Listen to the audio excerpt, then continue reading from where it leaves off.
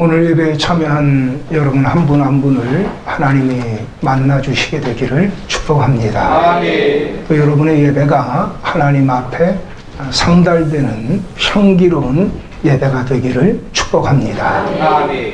초등학생들이 모여서 세상에서 가장 무서운 게 뭐냐라고 그렇게 말을 했다고 합니다. 돌아가면서 말을 하는데 한 아이가 이야기하기를 티라노사우루스, 이 공룡의 일종인데 그거를 이야기했다고 그래요. 그 다음에 어떤 아이는 지네, 또 귀신, 천둥, 또 주사. 주사가 뭔지 아시죠? 주사 맞는 거. 세상에서 제일 무서운 게 주사다. 그렇게도 이야기했다고 그래요. 그런데 나중에 한 아이가 이야기했더니 모두가 공감을 표명했다고 그래요. 우리 엄마. 네, 엄마가 세상에서 가장 무서운 존재가 됐다라고 하는 거예요. 초등학교 3학년 아이가 시집을 발표했습니다. 그런데 그 시집을 발표한 것 때문에 많은 논란이 있었습니다.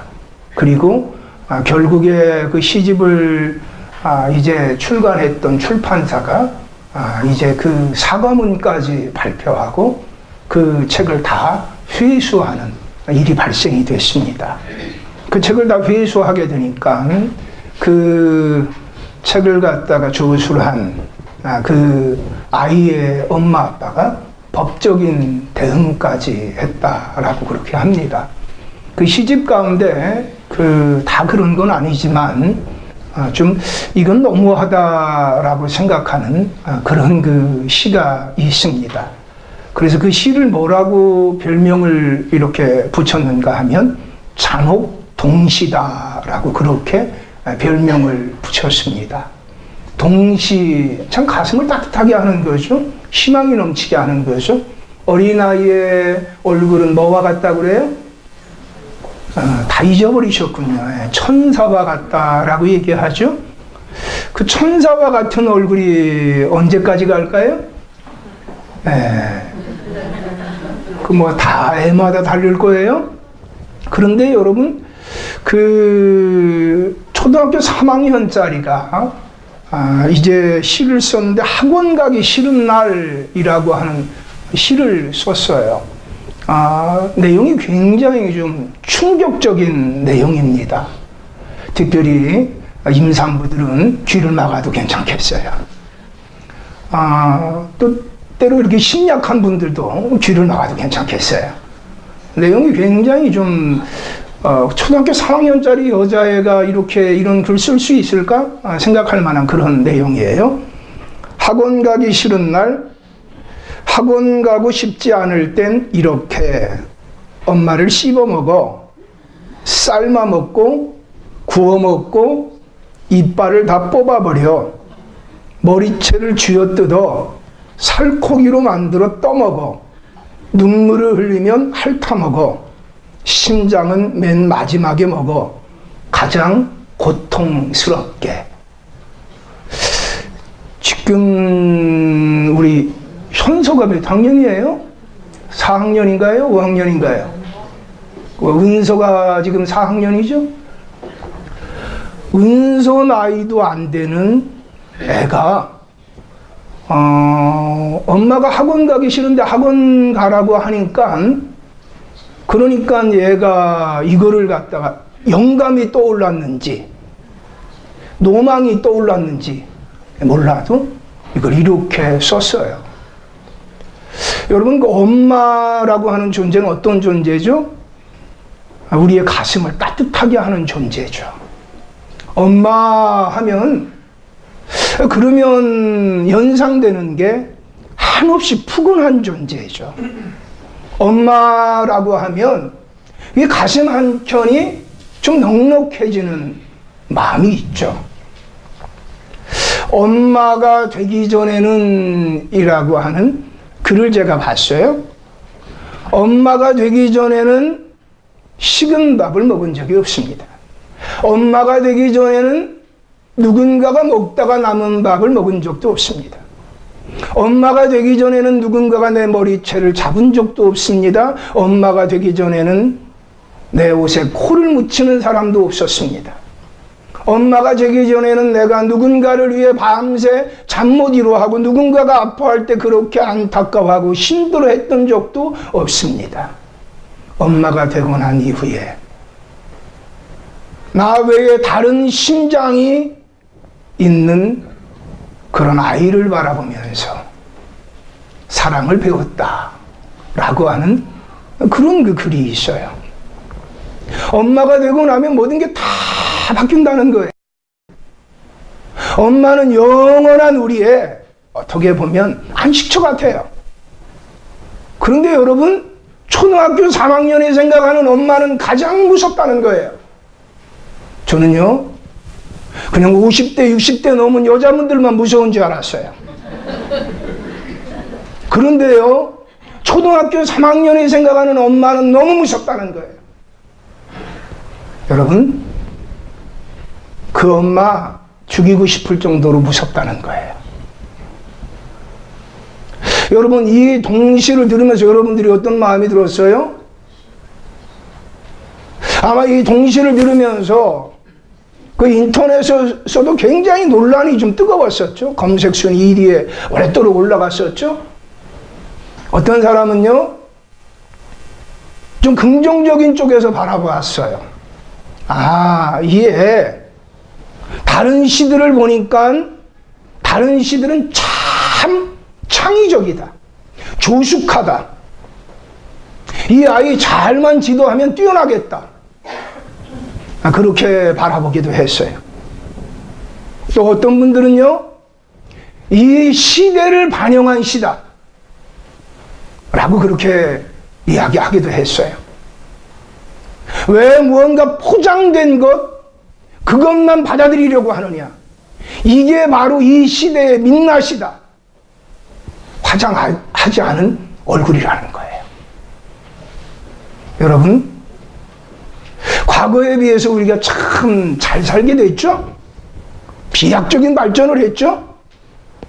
잘 살게 됐는데 못 살게 됐어요. 여러분, 가정이 어떤 것이어야 되죠? 근데 가정이 파괴되고 있는 것을 보게 돼요. 더 이상 행복의 보금자리가 아닌 것을 알게 돼요. 안식처가 아닌 것을 알게 돼요. 여러분, 이 사회는 무한 경쟁 사회로 계속 치달아가고 있습니다. 근데 가정이 하숙소같이 되어졌어요. 경쟁에서 처지게 하지 않기 위해서 계속 앞으로만 달려가게 하는, 그리고 그렇게 하는 부모가 참 지혜로운 부모, 능력 있는 부모같이 그렇게 되고 있어요. 여러분, 가정을 통해서 사랑을 배우고 용납을 배우고 이해를 배워야 되는데, 시아라고 하는 피아니스트가 있죠? 손가락이 우리는 10개인데 4개밖에 없어요. 이미 의사가 얘기하기를 정상이 아닌 아이가 태어날 거라고 예고까지 했다 그래요. 그런데 낳고 보니까 손가락이 4개밖에 없어요. 그리고 의사가 이야기하기를 가만 내버려 두면 앞으로 걸을 수가 없습니다. 라고 해서 무릎 밑에를 잘라야 된다는 거예요. 정상적으로 성장할 수가 없어요. 그의 아버지도 장애인이라고 그래요. 그래서 많은 사람이 이야기했다고 그래요. 입양 보내자, 입양 보내자. 그런데 그 엄마가 이 아이를 잉태하고 난 후에 기도할 때 하나님이 그렇게 말씀해 주셨다는 거예요. 좀 무언가 부족한 자녀를 너에게 줄 것이다. 그러나 내가 너에게 맡긴 것이라고 하는 것을 기억해라. 그래서 그 아이가 다른 사람들이 볼 때는 다 이상한 손가락 가지고 있는데 그 엄마가 볼 때는 그 손가락이 튤립 같으래요. 약간 지능도 떨어진대요. 여러분 생각해 보세요. 그런 아이를 기른다는 게 얼마나 어렵고 힘들까요? 근데 그 아이를 길러냈어요. 여러분, 가정이라고 하는 것은 가장 부족하고 연약하고 세상에서는 다 포기해도 포기하지 말아야 될 것이 가정인 줄로 믿습니다. 아멘. 근데 가정에서 탁월하지 않으면, 뛰어나지 않으면, 뭔가 경쟁력 있지 않으면, 가정에서도 살 수 없다면, 가정에서도 용납받을 수 없다면 어디에서 용납받고 살 수 있을까요? 여러분, 오뚜기 아시죠?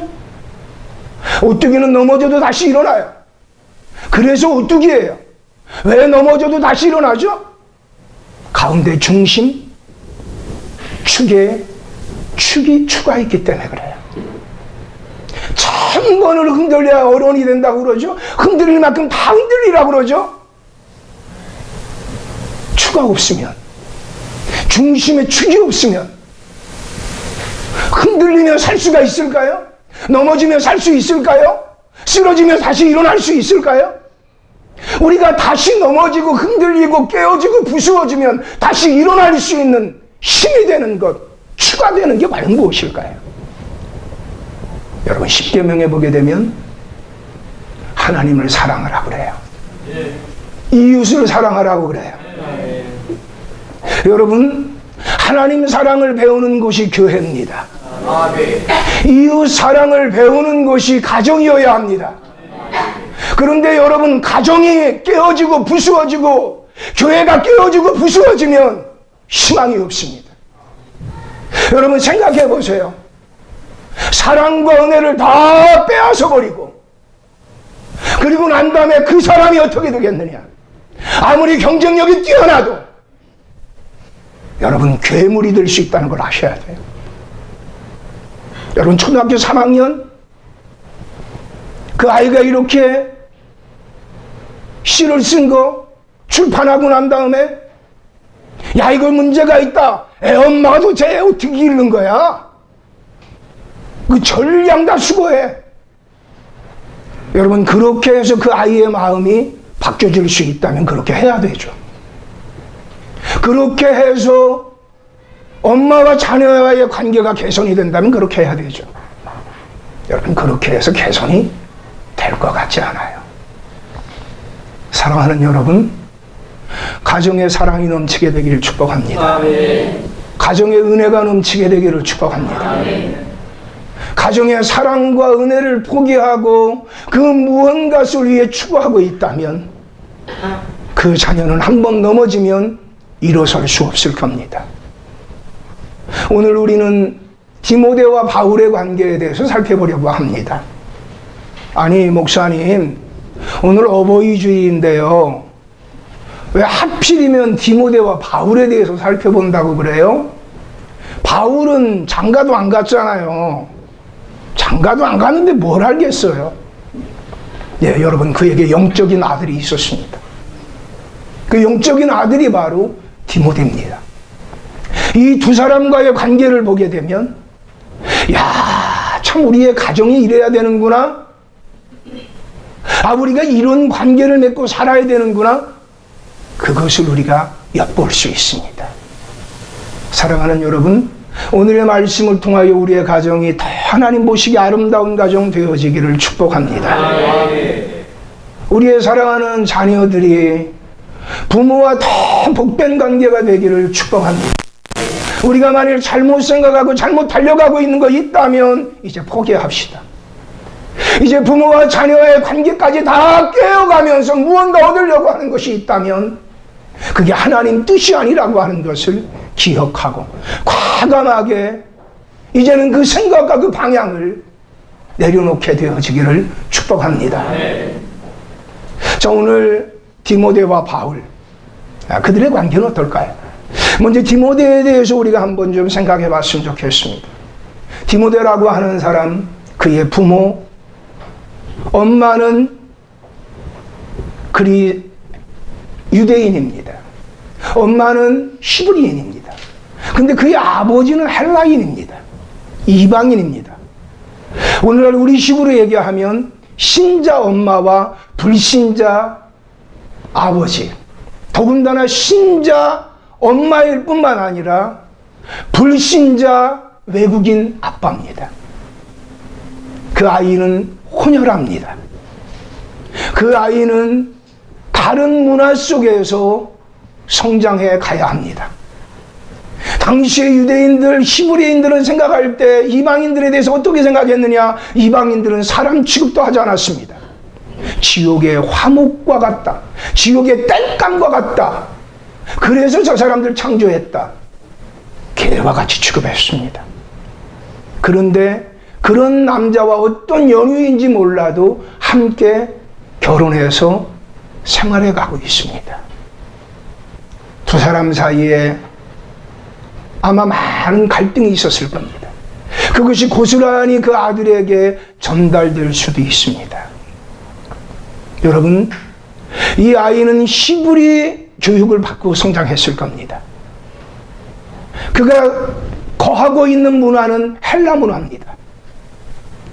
그의 외모는 헬라적인 영향과 히브리 영향을 같이 받은 외모일 겁니다. 그는 아마 히브리 말보다 헬라 말을 더 잘할 수도 있었을 겁니다. 그는 양쪽 진영에서 다 환영받지 못했을 수도 있습니다. 더군다나 그의 아버지는 일찍 돌아가셨습니다. 여러분, 아버지가 일찍 돌아가셨다라고 하는 것은 이렇게 이해할 수 있습니다.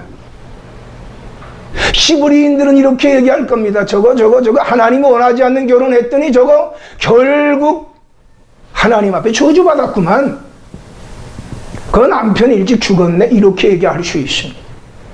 아버지의 상실은 또 다른 상실을 낳았을 겁니다.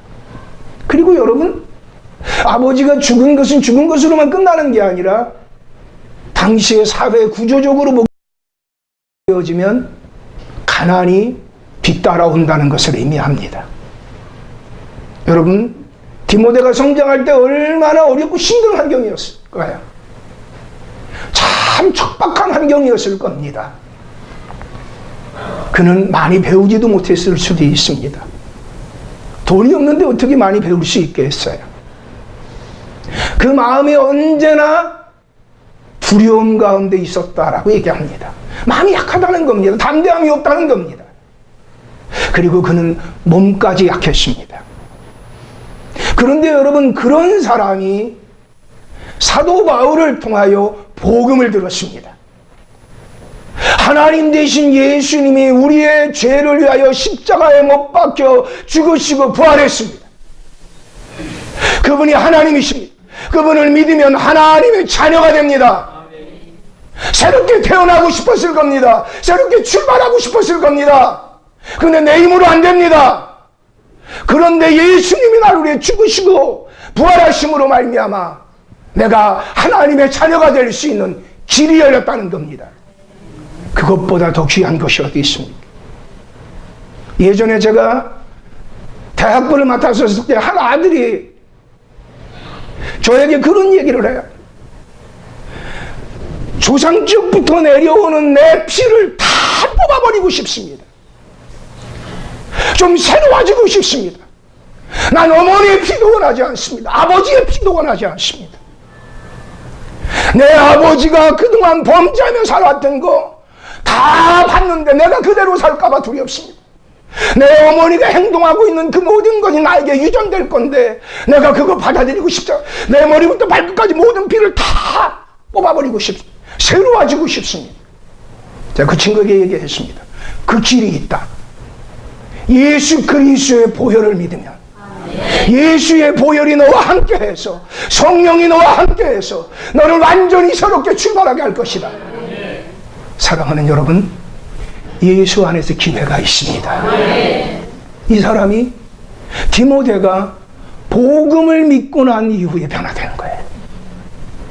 1차 전도여행 할 때 복음을 전했는데 그때 받아들이고 2차 전도여행 할 때 가보니까 이 디모데가 루스드라와 이고니온 지역에서 그리스도의 제자로 충만한 믿음 생활 잘하고 있다고 하는 소문이 들리는 거예요.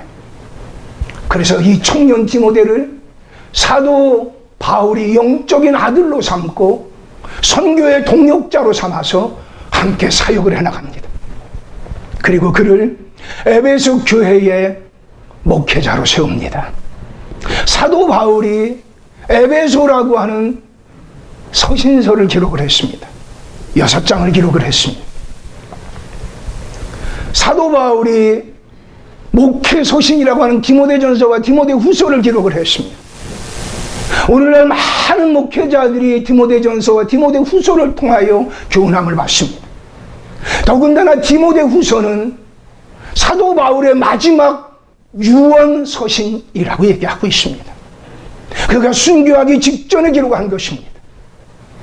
여러분, 그의 마지막에 그토록 디모데를 향하여 충만한 사랑이 있다는 걸 알 수 있습니다. 디모데의 한 사람을 위하여 에베소서를 기록을 합니다. 이 디모데 한 사람을 위하여 디모데전서와 디모데후서를 기록을 합니다. 사랑하는 여러분, 여러분들이 사랑하는 자녀에게 편지를 얼마나 썼는지 모르겠어요. 자녀들의 믿음의 성장을 위해서 얼마만큼 수고를 했는지 모르겠어요. 물론 귀한 수고들을 많이 했을 겁니다. 내 자녀들이 이 세상에서 살아가는 데 있어서 가장 중요한 중심추가 무엇인지, 그가 넘어져도 다시 일어설 수 있게 만드는 것이 무엇인지, 그게 하나님이 되기를 축복합니다. 그게 여러분 자신이 되기를 축복합니다. 여러분 자신만 기어가면 쓰러졌다가도 다시 일어날 수 있게 되기를 축복합니다. 그래, 나를 사랑하는 아버지가 있지, 나를 인정하는 엄마가 있지, 언제나 엄마와 아빠는 나를 수용해 주지. 그래, 하나님 그분이 살아계시지. 여러분, 그렇게 다시 일어설 수 있게 되기를 축복합니다. 자, 여러분, 사도 바울이 디모데에게 이제 오늘 디모데후서 1장 3절에서 이렇게 말하고 있습니다. 자, 우리 같이 함께 좀 합독하실까요? 시작. 내가 밤낮 간구하는 가운데 쉬지 않고 너를 생각하여 조상 때부터 섬겨오는 하나님께 감사하고. 아멘. 사도 바울이 자신도 직감하기를 얼마 후에 순교할 것을 알아요. 근데 그곳에서 계속 기도 생활을 하고 있는 것을 알 수 있어요. 근데 이 사도 바울이 밤낮 쉬지 않고 기도하는데 그 기도할 때마다 누가 생각이 났느냐? 디모데가 생각이 났다는 거예요. 그리고 그 디모데를 위하여 기도할 때마다 감사가 넘쳤다는 거예요. 사랑하는 여러분, 여러분의 기도에 감사가 있게 되기를 축복합니다. 어떤 부모는요, 열심히 기도하고 난 다음에 어떻게 되느냐? 내가 그렇게 기도했는데 이놈아 너는 그렇게밖에 못해? 여러분, 기도하는 건 하나님께 맡기는 겁니다. 하나님의 뜻이 그에게 이루어지기를 소원하는 것입니다. 그런데 기도하면서 맡기는 게 아니라 기도하면서 하나님의 뜻을 구하는 것이 아니라 내 욕심을 구할 때가 있습니다. 여러분, 기도할 때마다 하나님의 뜻이 깨달아지게 되기를 축복합니다. 그러면서 기도하면서 더 감사가 넘치게 되기를 축복합니다. 내 자녀가 내 뜻대로, 내 마음대로, 내가 원하는 대로 그렇게 되어지기를 기도한다면 기도한 것이 아닙니다. 그건 염불을 외운 것입니다. 하나님 앞에 기도한다는 것은 하나님의 뜻을 구하는 겁니다. 하나님의 뜻이 이루어지기를 소원하는 겁니다. 그렇게 되기를 축복합니다. 저희 어머니가 저를 위해서 기도하신다고 그래요. 대전아, 내가 너를 위해서 기도하마. 세계적인 목사가 되기를 위해 기도하마. 아멘 하시는데 제발 그러지 마시게 되기를 바랍니다. 하나님의 뜻이 이 아들에게 이루어지기를 소원한다. 때로는요, 우리가 너무 자녀를 사랑해서요, 때로는 자녀를 너무 부담스럽게 할 때가 있어요. 기도해 주는 거는 참 아름답고 고마운 거예요. 그런데 여러분, 그에게 하나님의 뜻이 이루어지기를 소원해야 할 줄로 믿습니다. 이번에 제가 체코 세계 선교 대회를 갔었어요. 근데 그때 MK 선교사 자녀들이 거기에도 같이 왔는데, 그 선교사 자녀들이 이렇게 하나의 레슨이 있었어요. 미션이 있었어요. 어떤 미션이 있었는가 하면 그 목사님들 만나가지고서 그래서 이렇게 인터뷰하라는 거였어요. 근데 저한테 와서 인터뷰를 하는 거예요. 사람도 많은데 왜 나한테 왔는지 모르겠어요. 내가 그래 조금 괜찮게 생겼는지 어땠는지 몰라도 저한테 왔어요. 그래서 인터뷰를 이렇게 하는데 질문하는 게 조금 만만치 않은 질문을 해요. 질문 가운데 그런 질문이 있어요. 왜 선교사 자녀들이라가 보니까 외국 사람하고 결혼할 수 있는 가능성이 있잖아요. 그러니까 그런 질문을 하는 거예요. 혹시 외국인하고 자녀가 결혼한다고 하면 어떻게 하시겠어요? 가만히 생각해 보니까 시내가 외국인하고 결혼한다? 일단 언어가 통하지 않을 것이고, 일단 문화도 안 맞을 거고, 여러 가지가 좀 힘들 것 같다라는 생각이 들기도 해요. 근데 제가 그랬어요. 그 아이가 하나님 앞에 기도하고 나도 기도해서 그것이 하나님 뜻이라면 나는 오케이. 할렐루야.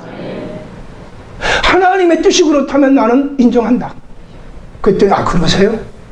그러면 혹시 자녀 가운데서 선교사 한다고 그러면 어떻게 하시겠어요?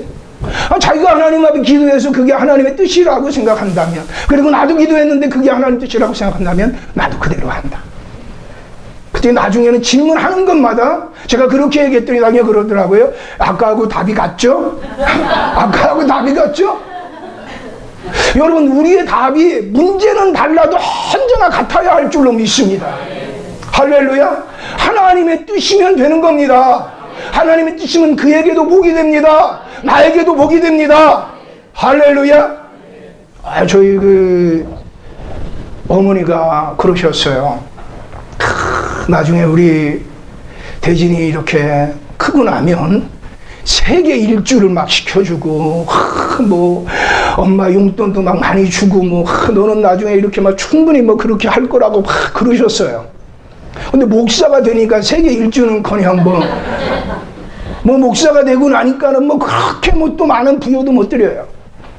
근데 저희 어머니가 그러세요. 야, 아들이 목사인 게 참 좋다. 아멘 안 하는 사람은 아들이 목사가 아니니까 모를 거예요. 야, 아들이 목사니까 참 좋다. 그렇게 많은 돈은 내가 못 드려도, 그렇게 또 여행을 못 해드려도, 목사가 제일 잘하는 것 가운데 하나가 뭐냐? 상담을 하잖아요. 목사가 제일 잘하는 게 뭐예요? 기도하잖아요. 목사가 제일 잘하는 게 뭐예요? 격려하잖아요. 그러니까 어머니가 그냥 대진이랑만 얘기하면 그냥 편하대요. 할렐루야. 믿거나 말거나 그렇대요. 여러분, 하나님의 뜻에 제가 순종했더니, 하나님의 뜻에 우리 부모님이 순종했더니, 여러분 생각해 보세요. 그렇게 고생해서 디모데 키워냈는데 그 디모데를 내어놓을 때 쉽지 않았을 거예요. 근데 여러분, 영적인 거장 사도 바울이 그를 위하여 기도해 줍니다. 그를 위하여 기도할 때마다 감사가 있어요. 여러분, 사랑하는 자녀들을 위하여 기도하는 것을 멈추지 않게 되기를 축복합니다. 눈물의 기도의 자녀는 망하지 않습니다. 내가 기도하면 기도할수록 내 자녀와 나와의 관계가 좋아지게 되기를 축복합니다. 기도하면 기도할수록 감사가 넘치게 되기를 축복합니다. 그게 정상적입니다. 기도하면 기도하는데 화딱지가 난다. 기도 잘못하고 있는 거예요. 그냥 열심히 눈 감고 기도하면 소망이 넘치는데 눈 뜨니까 소망이 절벽이다. 기도 잘못하고 있는 거예요. 기도하면 할수록 감사가 있게 되는 것. 여러분, 사도 바울이 그랬다는 거예요. 여러분, 디모데, 인간적으로 보면 많은 한계가 있을 게 뻔하잖아요. 마음에 좀 두려움이 많아요. 그냥 병도 있어요. 안쓰러운 게 많이 보일 거예요. 많이 배우지도 못했을 거예요.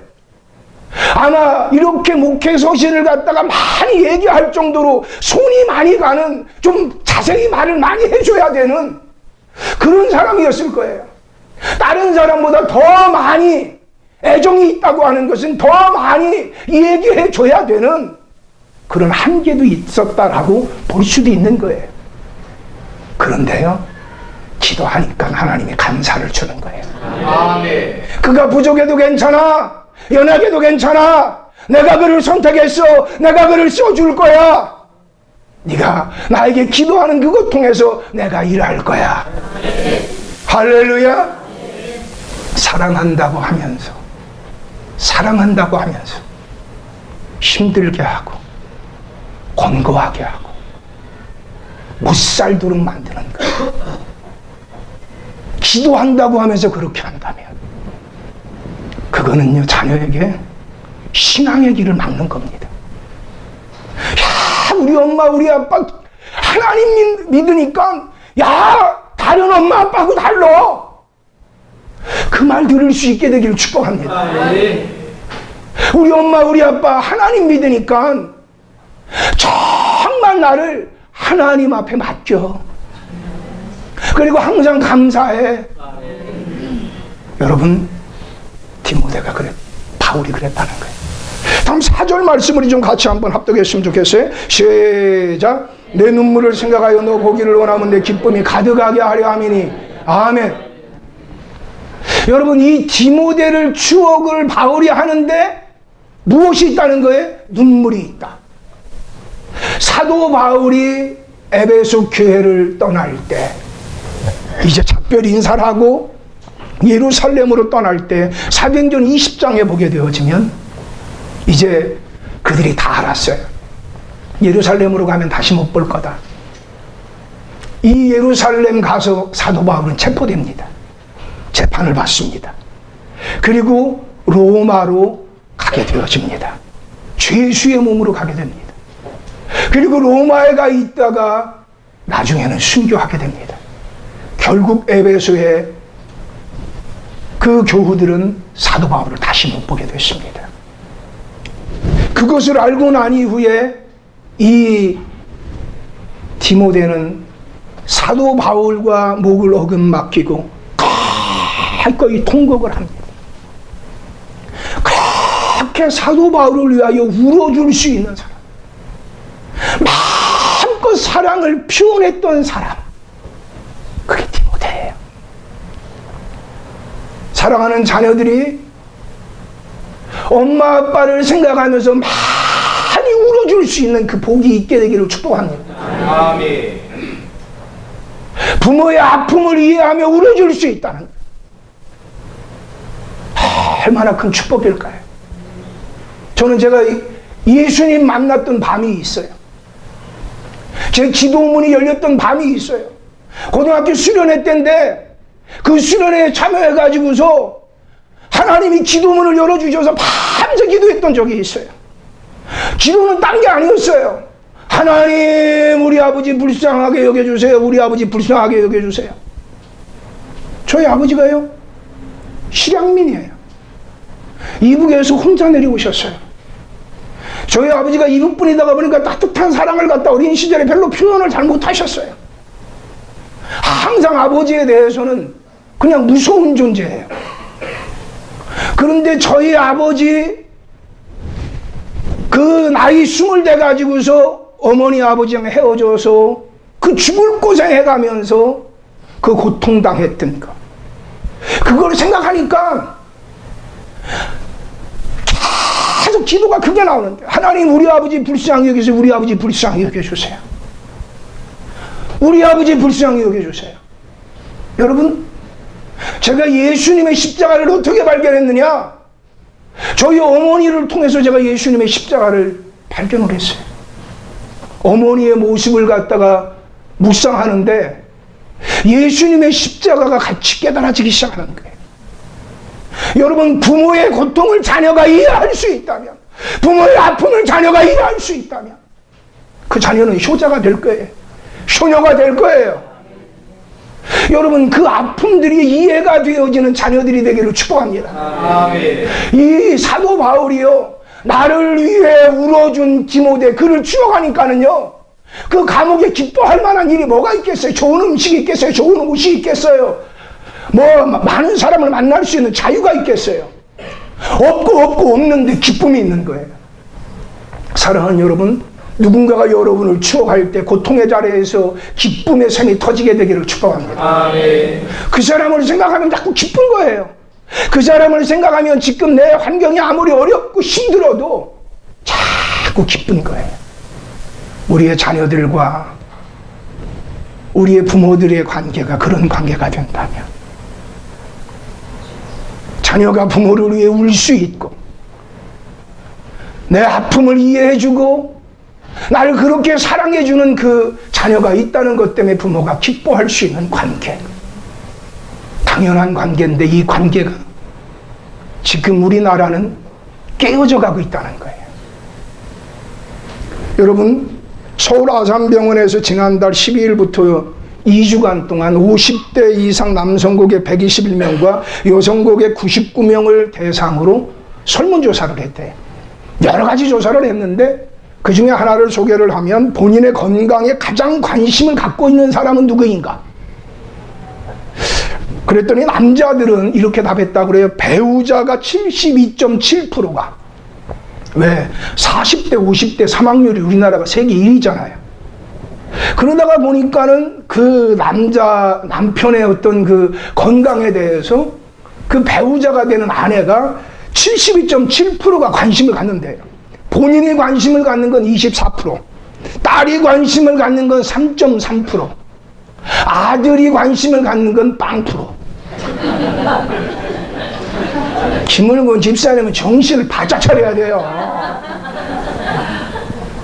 아들만 있는 아빠들 정신 똑바로 차려야 돼요. 종석이, 종욱이 걔가 내 건강에 관심이 있을까? 아마 걔들은 틀릴 거예요. 아멘. 저 아멘이라도 해줘요. 위로가 되게. 할렐루야. 그 아빠가 느끼기에 쟤들은 내 건강에 별로 관심. 종석아, 종우가 아빠 건강하셔야 돼요. 그 말 좀 자주 해드려라. 아, 할렐루야. 여러분, 그리고 엄마한테 물어봤대요. 엄마한테. 그랬더니 엄마는 그 아내들을, 여성들은 뭐라고 그랬느냐? 배우자가 45.5%. 그러니까 이 남자들은요, 이 확실히 그 여자에 비해서는 사랑이 부족한가 봐. 여자분들은 72.7%인데 남자들은 45.5%. 이렇게 좀 관심이 있다 그래요. 혹시 하나님이 기회를 주시려나 뭐 그런 생각을 하는지 몰라도, 또 본인은 30.3%. 본인이 이렇게 스스로 챙기는 게 더 많은 거예요. 이렇게 남자에 비해서는. 그 다음에 아들 11.1%. 여자분들은 아들이 있어야 돼. 아들이. 그런데 딸도 똑같이 11.1%. 아들이나 딸이나 이렇게 똑같이 이렇게 생각을 해준다 이거예요. 그리고 기타가 2.2%라고 그래요. 여러분, 누군가가 나에 대해서 염려하고 사랑해주고 관심을 갖고 있다는 것, 그건 참 우리를 살맛나게 합니다. 그 사도 바울이 생각해 보세요. 참 겉으로 봤었을 때는 별로 사랑이 없어 보여. 겉으로 봤었을 때는 뭐 그냥 그 사람 가슴이 그렇게 따뜻할 것 같지 않아요. 근데 사도 바울이요, 자기를 위해 눈물 흘리는 그 디모데를 추억하면서 기쁨이 넘치는 거예요. 야, 날 이렇게 사랑하지? 날 이렇게 사랑하지? 날 이렇게 사랑하지? 여러분, 그 김정한 목사님 그 아들 김요셉 목사라고 하는 분이 있어요. 그분이 그 삶으로 가르치는 것만 남는다라고 하는 책에서 이런 소개를 했습니다. 선교사 자녀의 자격으로 그 미시간에 있는 한 크리스찬 학교에 초등학교 4학년 때 그곳에 잠시 공부하러 간 적이 있다고 그래요. 근데 마침 공부하러 간 그때에 별로 영어를 잘 못했대요. 뭐 한국에서 자기가 지내는데 뭐 영어를 그렇게 할 필요가 있겠어요. 물론 엄마는 미국인이고 아빠는 이제 한국인이지만. 그런데 가자마자 그 어떤 시간이 있는가 하면 우리나라 시골에 가면 받아쓰기 시간이 있었어요. 그것도 앞에 나가서 칠판에다가 이렇게 적어야 되는 거예요. 그래서 자기는 전혀 모르겠더래요. 그래서 오늘 내가 아주 창피를 당하는 날이 되겠구나. 그래서 아주 두렵고 떨림 가운데 이렇게 지내면서 그래도 여긴 크리스찬 학교니까 첫날부터 나를 망신 주진 않겠지. 자기를 시키지 않고 그냥 넘어가겠지. 근데 자기 순서가 딱 됐는데 앞으로 나오라고 그러더래요. 그래서 아주 죽을 맛을 하고 이제 앞으로 나간 거예요. 근데 뭐라고 이제 그 선생님이 이야기했는가 하면, 자, 우리 김요셉은 이렇게 선교사님 자녀라고 소개하고, 그리고 난 다음에 요셉아, 선생님 이름을 한국말로 좀 써줄래? 그렇게 얘기를 했대요. 그냥 들리는 대로 쓰면 될 거 아니에요, 한국말로. 그래서 썼더니 선생님이 학생들한테 다 박수치라고 그러면서, 이렇게 선교사 자녀는 외국어도 잘한다고. 한국어지 뭐. 그런데 걔들이 볼 때는 생긴 거 모양은 지들하고 비슷하게 생겼는데 한글을 쓰니까, 그러면서 이렇게 훌륭한 아빠 밑에서 훌륭한 자녀로서 선교사로서 역할을 잘하고 있다고. 그래갖고 그 김요셉 그 목사님이 그때 거기에서 인기가 짱이었대요. 애들이 다 와갖고 자기 이름을 한국말로 써달라고 그러대, 한국말. 자기가 잊을 수가 없대요. 자기를 배려해준 선생님. 사랑하는 여러분, 우리가 이 땅 살아갈 때 가장 필요한 게 사랑입니다. 가장 부족한 게 사랑입니다. 여러분, 우리의 중심추가 사랑이 되기를 축복합니다. 하나님의 사랑을 발견한 것, 부모의 사랑을 발견한 것, 그것이 그를 다시 일어나게 합니다. 소망이 넘치게 합니다. 그것 없이 이 거친 세상 가운데 힘있게 살아갈 수 있는 사람 별로 없습니다. 사랑하는 여러분, 그 사랑이 가정에서 경험되고 교회에서 경험되어지게 되기를 축복합니다. 다음 세 번째 우리 같이 한번 보시겠는데, 5절 말씀으로 다 같이 합독합니다. 시작. 이는 내 속에 거짓이 없는 믿음이 있음을 생각합니다. 이 믿음은 먼저 내 외중으로 있어 내 어머니 윤희계 속에 있더니 내 속에도 있는 줄을 확신하노라. 아멘. 여러분, 거짓이 없는 믿음이라고 사도 바울이 디모데를 인정하고 있습니다. 근데 그 믿음이 누구 속에 있었던 거냐? 네 엄마 속에, 네 외할머니 속에 있었던 것이 내 속에도 있구나. 사랑하는 여러분, 축복합니다. 신앙이 계승되기를 축복합니다. 사도 바울은 영적인 아들 디모데에게 신앙을 계승하고 있습니다. 여러분의 신앙이 단절되지 않게 되기를 축복합니다. 여러분의 신앙이 단절되어지는 것 자체가, 여러분 어떻게 보면 가장 가슴 아픈 일입니다. 내 삶의 성적표는 잔고가 아닙니다. 은행 잔고가 아닙니다. 내 삶의 성적표는 내 자녀의 어디 학교를 갔다고 하는 것이 아닙니다. 하나님 앞에서 내 성적표는 내 자녀가 어떤 믿음 생활을 하고 있느냐라고 하는 것입니다. 지금 디모데는 3대에 걸쳐서 신앙생활을 하고 있는 겁니다. 신앙이 계승되는 겁니다. 어떻게 해서 신앙이 계승됐을까요? 우리 다 같이 디모데후서 3장 15절을 다 같이 함께 합독하시겠어요? 시작. 자, 3장 15절 시작.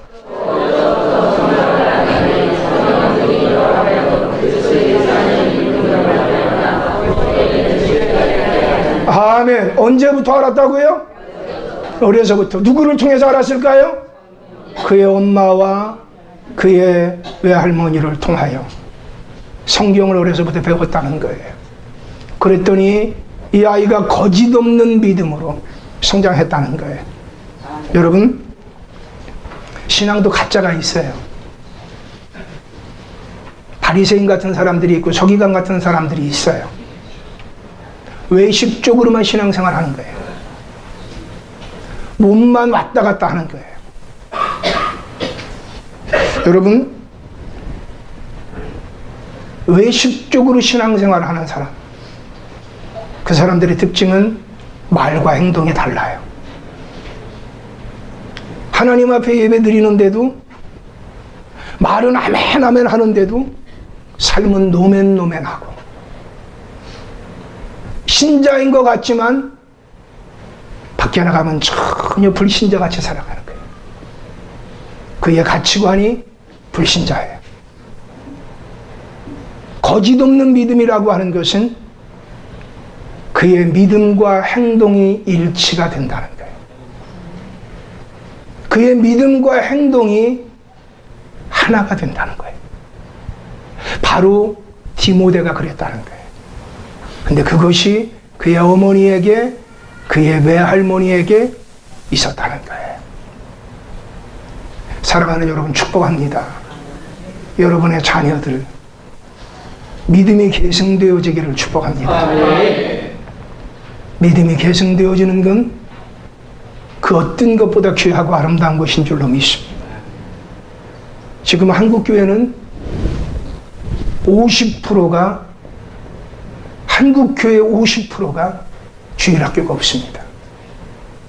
한국교회는 위기 가운데 있습니다. 한국교회는 하나님의 아름다운 축복을 많이 받았습니다. 이 민족도 하나님의 아름다운 축복을 많이 받았습니다. 그런데 더 살고 싶어서, 더 경쟁력 있게 하고 싶어서 가정이 가정의 구실을 못하고 교회가 교회의 구실을 못하고 있습니다. 좋은 아빠, 좋은 엄마가 되는 비결이 어디에 있습니까? 자녀들을 하나님 앞으로 인도하는 겁니다. 자녀들을 기도로 길러내는 겁니다. 그때 그 자녀들이 희망이 될 줄로 믿습니다. 우리 민족의 앞날이 하나님이 과연 기뻐하시는 모습인가? 이대로 가면 안 됩니다. 누군가가 브레이크를 걸어야 합니다. 누군가가 방향을 턴해야 됩니다.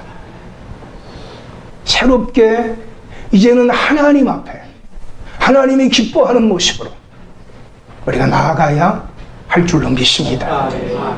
그때 하나님께서 이 민족에게 주셨던 복이 하나님께 영광이 되고 우리에게 더 귀한 축복이 되는 열매로 남게 될 줄로 믿습니다. 같이 기도하겠습니다. 좋으신 아버지 하나님, 오늘 증거된 말씀이 우리 안에 살아있는 말씀 되게 하여 주셔서 변화를 일으키는 말씀이 되게 해 주시옵소서. 예수님 이름으로 기도드렸습니다. 아멘.